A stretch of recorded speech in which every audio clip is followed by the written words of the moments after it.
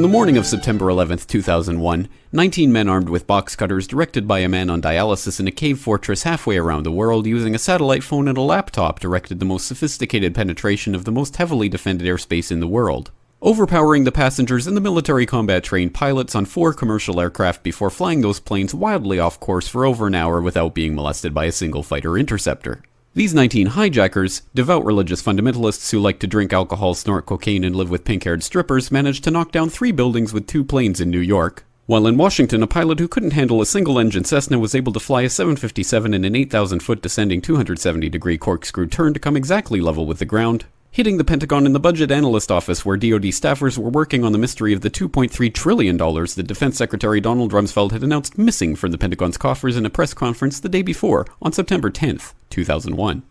Luckily, the news anchors knew who did it within minutes. Osama bin Laden. The pundits knew within hours. Osama bin Laden.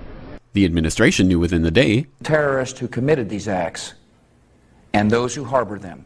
And the evidence literally fell into the FBI's lap. That a hijacker's passport was found blocks from the World Trade Center crash site, if you can believe that.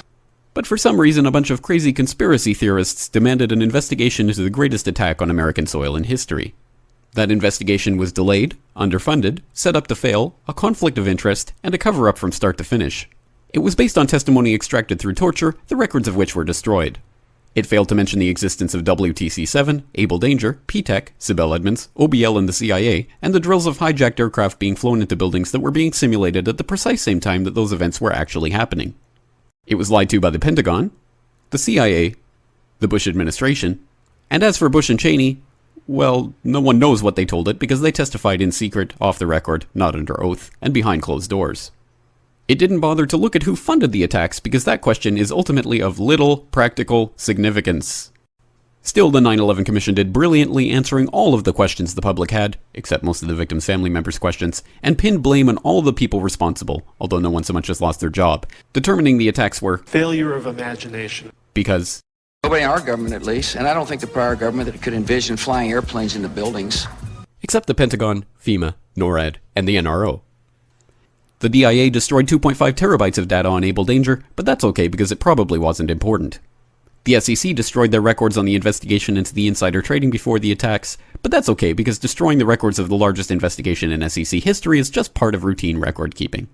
NIST has classified the data that they used for their model of WTC-7's collapse, but that's okay because knowing how they made their model of the collapse would jeopardize public safety. The FBI has argued that all material related to their investigation of 9/11 should be kept secret from the public, but that's okay because the FBI probably has nothing to hide. This man never existed, nor is anything he had to say worthy of your attention, and if you say otherwise, you are a paranoid conspiracy theorist and deserve to be shunned by all of humanity. Likewise him, and her, and her, and her, and him. Osama bin Laden lived in a cave fortress in the hills of Afghanistan, but somehow got away. Then he was hiding out in Tora Bora, but somehow got away.